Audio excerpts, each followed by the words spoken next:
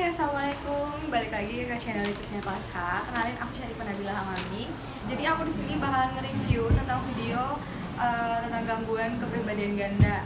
Nah, daripada penasaran, kita nonton video selanjutnya. Kurang keras. Hey there!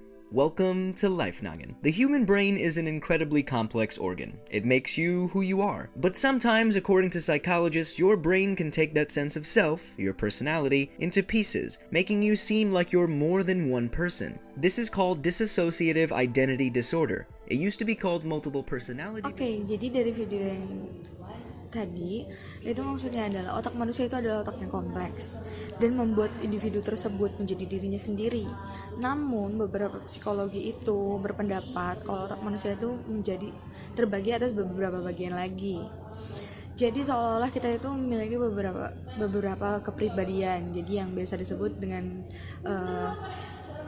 kepribadian ganda. Personality disorder, but not anymore. 2 out of every 100 people experience a feeling of having more than one personality, at least once in their lives. Usually, it's not serious. Very few people show up into a psychologist's office because multiple personalities, called alters, are causing problems. To get this disorder, you'd have to have 2 or more identities that can take control of your behavior, and they have to have different memories and feelings of self. There are only a few people who have actually been documented with this psychological condition, but you've probably heard of it thanks to movies and television. In the movies, characters' multiple personalities can talk to each other, but in real life, only the single personality can talk. Think of DID as multiple people trying to share one single phone. Only one can talk at a time, and when one has the phone, the others can't hear anything. Nah, sekarang yang menjadi perdebatan para psikologis yaitu ada yang tidak tahu persis apa penyebab dari kepribadian ganda tersebut,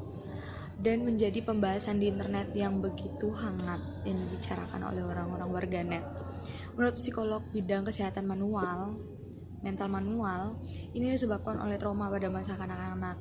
Jadi orang itu yang memiliki kepribadian ganda, menurut para psikologis kesehatan mental manual, orang tersebut menjadi seperti itu karena trauma pada masa anak-anaknya.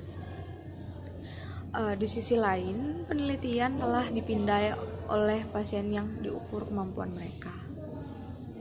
The others can't hear anything. This is why psychologists often find people with DID have gaps in their memory. When the alters are in charge of their body, they don't remember anything. No one really knows exactly why someone's personality would fragment like this, but it is a hot debate in the mental health field. The manual for psychologists, called DSM, says it could be caused by trauma during childhood, but some psychiatrists think DID doesn't exist at all. Instead, they think it's a product of the stories we read and see. In the 1950s, a best-selling book had a character with multiple personalities, and psychologists saw many patients believing they had them too. It happens again and again, with the last personality fad popping up in the 1990s as Hollywood released dozens of movies with dissociative identities in them. On the other hand, studies have scanned the brains of patients and measured their skin's ability to conduct electricity, and found that they might change depending on the alter in control. So the jury is still out. The reason psychologists call them alters and not personalities is because the patients don't really have 2 or 3 or 5 separate personalities inside one head. Instead, it's a single personality broken into pieces, like fragments of a dish that's been broken. Each alter has a part of the single personality, meaning each alter might have a different mood, age, level of education, name, or even gender. The alters are having trouble working together to make a whole person, but each alone has their own experiences, memories, and mannerisms. Jadi, alter itu memiliki kepribadian dari kepribadian tunggal. Alter itu bekerja sama untuk membuat manusia seutuhnya, dimulai dari kenangan dan tingkah laku, yang contohnya menggambarkan seorang pria yang memiliki kepribadian ganda, dan alternya itu adalah wanita yang membutuhkan kacamata. Picture a man named Jared who has dissociative identity disorder. Jared could have one alter that is a woman who needs glasses, a second who is an old British man, and a third who is a toddler that cries all the time. Jared might experience all of these fragments in his head at the same time, or not. He could hear their voices or not. He might even have amnesia if one of the alters took over. Unfortunately for patients with DID, just like a broken bowl, there's always one big piece. The biggest personality, the main person, would probably feel very depressed and sad, would have memory loss from when the fragments took over, and could carry a lot of guilt and stress because of it. In the end, psychologists will keep an eye out for patients who have more than one personality. One woman claimed to have 162. But for most of us, we'll have to be satisfied with the one. Jadi untuk kesimpulan dari semuanya, gangguan kepribadian ganda itu bukanlah suatu hal yang serius. Bisa teratasi dengan datang ke psikolog atau ke psikiater yang kita kenal atau yang kita tahu. Ya, konsultasi bagaimana cara mengatasinya, dan